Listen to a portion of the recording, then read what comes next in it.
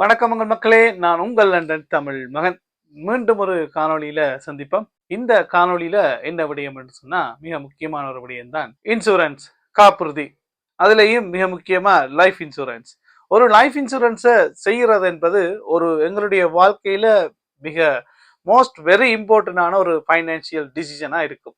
ஏன்னு சொன்னா எங்களுடைய டிபெண்டன்ஸ் இருப்பினும், மற்றது நாங்கள் வீடு வாங்கியிருப்போம், அந்த வீட்டுக்கு மோர்கேஜ் கட்டியிருப்போம், அந்த மோர்கேஜை கட்டி முடிக்கிறதுக்காகவும் நாங்கள் ஒரு இன்சூரன்ஸை எடுக்க வேண்டியிருக்கும். அதாவது ஒரு ஃபைனான்சியல் ப்ரொடெக்ஷனை கொடுக்க வேண்டிய தேவை எல்லாருக்கும் இருக்கும். அதனாலதான் இந்த இன்சூரன்ஸை எடுக்கிறன்றது மிக முக்கியமானதா இருக்கு. அதுவும் குறிப்பா இந்த மேற்கத்திய நாடுகள்ல ஒரு லைஃப் இன்சூரன்ஸை எடுக்கிறதுன்றது மிக முக்கியமான ஒரு ஃபைனான்சியல் டிசிஷனா இருக்கு. யூகேல இந்த லைஃப் இன்சூரன்ஸ் என்ன மாதிரி செயற்படுது, இந்த லைஃப் இன்சூரன்ஸை யார் யார் எடுக்க வேணும், இந்த லைஃப் இன்சூரன்ஸை எடுக்கிறதால என்ன நன்மைகள் இருக்குது, எப்படி எங்களுடைய மோர்கேஜை ப்ரொடெக்ட் பண்றதுக்கு இந்த லைஃப் இன்சூரன்ஸ் எங்களுக்கு உதவுது என்றதை முழு டீடைல்ஸா இந்த காணொலியில பார்ப்போம். காணொலிக்குள்ள போறதுக்கு முதல்ல லண்டன் தமிழ் மகன் என்கின்ற இந்த யூடியூப் சேனலை நீங்க இதுவரைக்கும் சப்ஸ்கிரைப் பண்ணலைன்னு சொன்னா ப்ளீஸ் ஒருக்கா சப்ஸ்கிரைப் பண்ணுங்க. அதே நேரத்தில் இந்த காணொலி உங்களுக்கு பிரியோசனமாக இருந்தா, உங்களுக்கு பிடிச்சிருந்தா அதை லைக் பண்ணி உங்களுடைய நண்பர்கள் உறவினர்களுக்கும் அனுப்பி வையுங்க. உங்களுடைய நோட்டிபிகேஷன் பெல்லையும் அமர்த்தி வையுங்கள். அப்பதான் நான் போடுகின்ற காணொலிகள் உங்களுக்கு உடனுக்குடனே வந்து சேரும். இப்ப காணொலிக்குள்ள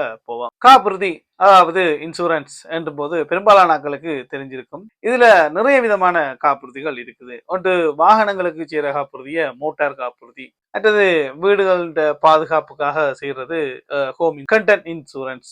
எல்லாத்தையுமே தாண்டி மிக முக்கியமானது எங்களோட லைஃபுக்கு செய்யறது லைஃப் இன்சூரன்ஸ், ஆயுள் காப்புறுதி. ஒவ்வொரு நாடுகள்லையும் ஆயுள் காப்புறுதிகள் வித்தியாசமா செயற்படும். யூகேல என்ன மாதிரி செயற்படுதுன்றதை பார்ப்போம். பொதுவா பாத்தீங்கன்னு சொன்னா லைஃப் இன்சூரன்ஸ் என்னும் போது யூகேல ரெண்டு விதமா செய்யலாம். பொதுவில் ஒன்று டேர்ம் இன்சூரன்ஸ், மற்றது whole of life insurance. Term insurance என்னட்டு பார்ப்போம். ஒரு குறிப்பிட்ட காலத்துக்கு மட்டும் எங்களுடைய ஆயுள் காப்புறுதியை செய்கிறது term insurance, term life insurance. குறிப்பிட்ட காலத்துக்கு என்று சொல்லும் போது, உதாரணத்துக்கு ஒரு நபர் வந்து ஒரு 30 வயதுல இருக்கிறாரு, அவர் வந்து ஒரு 40 வருடங்களுக்கு ஒரு காப்புறுதியை செய்யப்படுறார். ஒரு குறிப்பிட்ட டேர்முக்கு 40 வருடம் என்றது ஒரு டேர்ம்.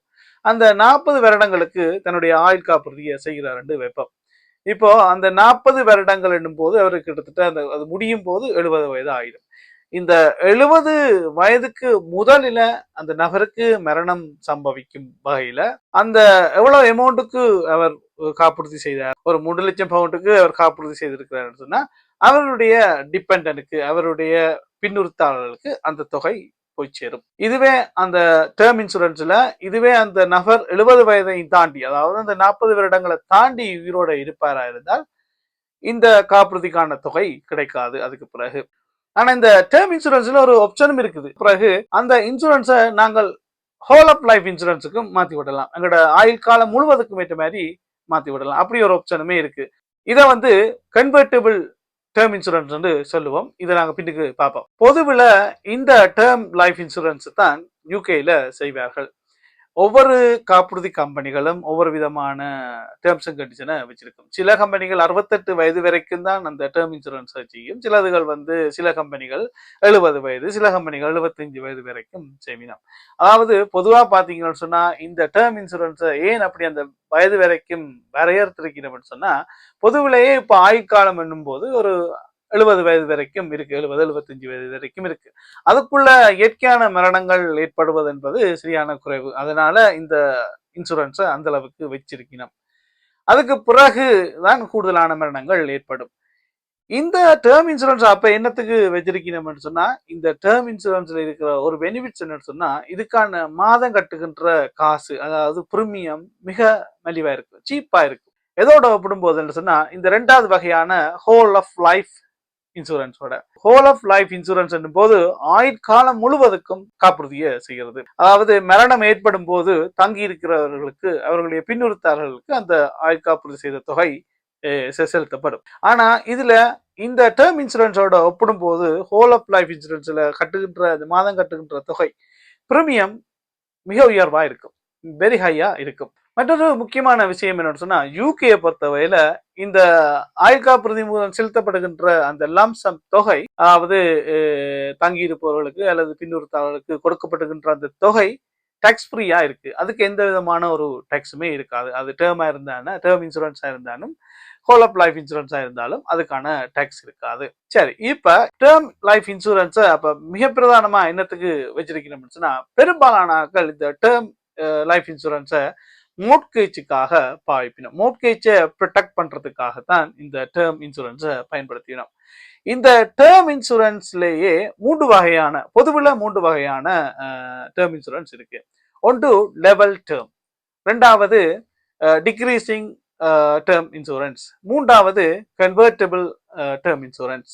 லெவல் டேர்ம் இன்சூரன்ஸ் என்னும்போது நாங்கள் எப்ப ஆயுட்காப்புறுதியை தொடங்குறோமோ அந்த தொடங்கும் போது ஒரு 3 லட்சத்துக்கு நாங்கள் ஆயுட்காப்புறுதி செய்திருக்கிறோம்னு சொன்னா, அது ஒரு 40 வருடத்துக்கு செய்யறோம்னு சொன்னா, அந்த 40 வருடம் முடியும் வரைக்கும் எங்களுக்கு அதனுடைய கிளைம் அமௌண்ட் 3 லட்சமாகவே இருக்கும். அதுல எந்த ஒரு மாற்றமும் இருக்காது.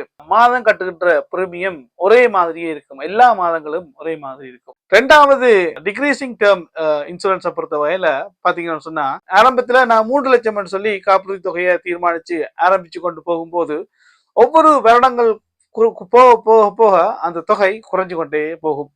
இது எல்லா லெவல் டேர்மையும் விட இந்த மாதம் கட்டுகின்ற பிரீமியம் மிக குறைவா இருக்கும்.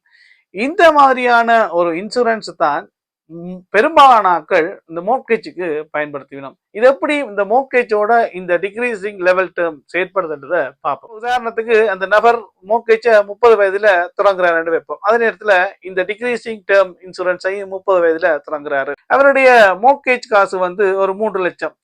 அதே அமௌண்ட்டுக்கு அவர் இன்சூரன்ஸை 3 லட்சமா போட்டுடுவாரு. 40 வருடங்களுக்கு அந்த டேர்ம் இருக்கும். மோட்கேஜுமே ஒரு 40 வருடத்துக்கு இருக்குது.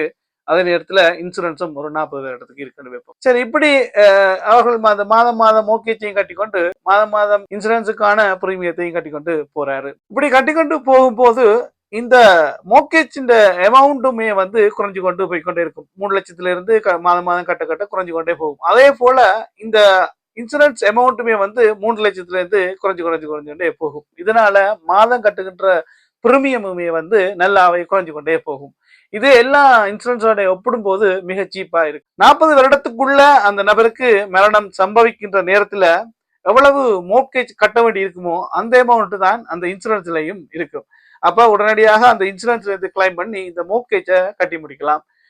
அதனால அந்த வீடு ஃப்ரீ ஹோல்டாக அவர் தங்கி இருக்கிறவர்களுக்கு போய் சேரும். அதனாலதான் இந்த இன்சூரன்ஸை மோட்கேஜ் ப்ரொடெக்ஷன் இன்சூரன்ஸ் என்று சொல்லப்படுது. அடுத்த இந்த டேர்ம் இன்சூரன்ஸ்ல மூன்றாவதா ஏற்கனவே பார்த்த மாதிரி அந்த கன்வெர்டபிள் டேர்ம் இன்சூரன்ஸை பொறுத்தவரையில எங்களுடைய டேர்ம் முடிஞ்ச பிறகு நாங்க அதை ஹோல் ஆஃப் லைஃப் இன்சூரன்ஸுக்கு மாத்தி விடலாம். இல்லை என்று சொன்னா என்டோமென்ட் பாலிசிக்கு மாத்தி விடலாம். அப்படி ஒரு வசதியும் இருக்குது.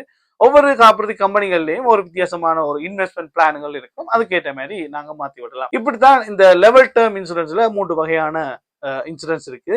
மோட்கேஜுக்கு கூடுதலாக பயன்படுத்துறது இந்த டிக்ரீசிங் டேர்ம் இன்சூரன்ஸ். பொதுவா இந்த லைஃப் இன்சூரன்ஸ் போது யார் இந்த லைஃப் இன்சூரன்ஸை எடுக்க வேண்டும்னு சொன்னா, உங்களுடைய வருமானத்துல தங்கி இருக்கின்ற டிபெண்டனை நீங்க வச்சிருந்தால் அல்லது உங்களுக்கு மோட்கேஜ் இருந்தால் ஒரு பைனான்சியல் ப்ரொடெக்ஷன் கொடுக்கறதுக்காண்டி இந்த லைஃப் இன்சூரன்ஸை எடுக்கலாம். இப்ப இந்த லைஃப் இன்சூரன்ஸுக்கு எவ்வளவு கோஸ்ட் பண்ணும், எவ்வளவு காசு கட்ட வேண்டி வரும் மாதம் மட்டும் பார்த்தோம்னு சொன்னா, அது ஒவ்வொரு நபருக்கும் வித்தியாசப்படும். ஒரு நபருடைய வயது, அவருடைய உடல்நிலை, ஹெல்த் கண்டிஷன், மற்றது அவர் ஸ்மோக் பண்றவரா இருந்தா அல்லது இல்லை என்று சொன்னா, அப்படியான எல்லா காரணிகளையும் வச்சுதான் ஒரு நபருக்கான அமௌண்ட் வித்தியாசப்படும். இந்த டேர்ம் லைஃப் இன்சூரன்ஸை பொறுத்தவரையில ஹோல் ஆஃப் லைஃப் இன்சூரன்ஸை விட சீப்பா இருக்கும். உதாரணத்துக்கு பார்த்தோம்னு சொன்னா, ஒரு 30 வயதுடைய ஒரு ஹெல்த்தியான ஆள், நான் ஸ்மோக்கர் என்று வைக்கும் போது அவருக்கு ஒரு 2 லட்சம் பவுண்டுகளுக்கு நாங்க ஒரு காப்புறுதியை செய்யறோம்னு சொன்னா, கிட்டத்தட்ட ஒரு 7 பவுண்ட்ல இருந்து ஒரு 12 பவுனுக்குள்ள வரக்கூடியதா இருக்கு. இது ஒவ்வொரு கம்பெனிக்கும் ஒரு நபருக்கும் வித்தியாசப்படும். ஆனா இது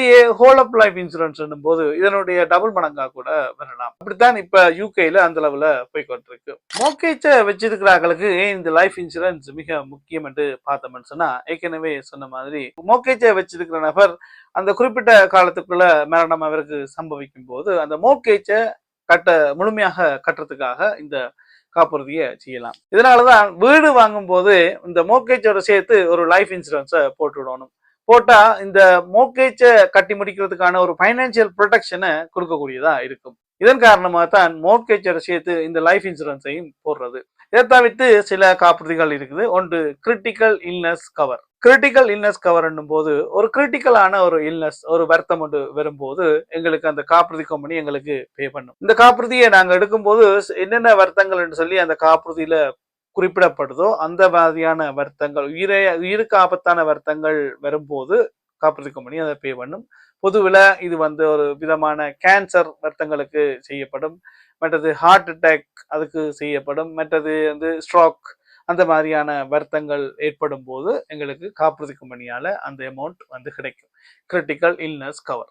மற்றது பாத்தீங்கன்னு சொன்னா இன்கம் ப்ரொடெக்ஷன் இன்சூரன்ஸ். இந்த இன்கம் ப்ரொடெக்ஷன் இன்சூரன்ஸை பொறுத்தவரையில சில சூழ்நிலைகளால எங்களுக்கு வருமானத்தை ஈட்ட முடியலை என்று சொன்னா எங்களுக்கு இந்த இன்சூரன்ஸ்ல இருந்து நாங்கள் சில பணத்தை பெற்றுக்கொள்ளக்கூடிய இருக்கும். உதாரணத்துக்கு வருத்தம் இருக்கும் போது, ஆக்சிடென்ட் ஆகி டிசேபிள் இருக்கும் போது, குறிப்பிட்ட காலத்துக்கு வேலை செய்ய முடியாது என்கின்ற சூழ்நிலை வரும்போது இந்த இன்கம் ப்ரொடெக்ஷன் இன்சூரன்ஸ்ல இருந்து எங்களுக்கு குறிப்பிட்ட அமௌண்ட் குறிப்பிட்ட காலத்துக்கு பே பண்ணும்.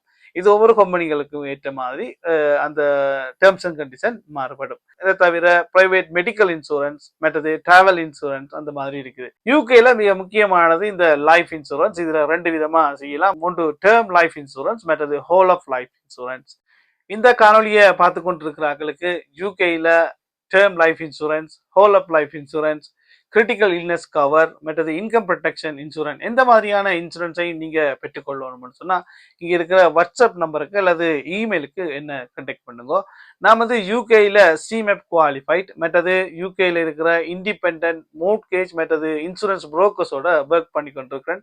அவங்களோட பிசினஸ் அசோசியேட்டாகவும் இருக்கிறேன். இந்த நிறுவனங்கள் HCAஆல டைரக்ட்லி ரெகுலேட்டட் அண்ட் ஆத்தரைஸ் கம்பெனிகளா இருக்குது. உங்களுக்கு இன்சூரன்ஸ் தேவைன்னு சொன்னா என்ன தொடர்பு கொண்டா அதுக்கான ஒழுங்குகளை நான் செய்து தருவேன். இதுதான் இந்த காணொலியில சொல்ல வந்த விடயம் லைஃப் இன்சூரன்ஸை பற்றி. மீண்டும் ஒரு நல்ல காணொலியில் சந்திப்போம். அதுக்கு முதல் யாராவது லண்டன் தமிழ் மகன் என்கிற இந்த யூடியூப் சேனலை நீங்க சப்ஸ்கிரைப் பண்ணல இது வரைக்கும் சொன்னா ப்ளீஸ் ஒருக்கா சப்ஸ்கிரைப் பண்ணுங்க, லைக் பண்ணுங்க, உங்களுடைய நண்பர்கள் உறவினர்களுக்கும் இதை அனுப்பி வையுங்கள். மீண்டும் ஒரு நல்ல காணொலியில சந்திக்கின்றேன். நன்றி, வணக்கம். உங்கள் லண்டன் தமிழ் மகன்.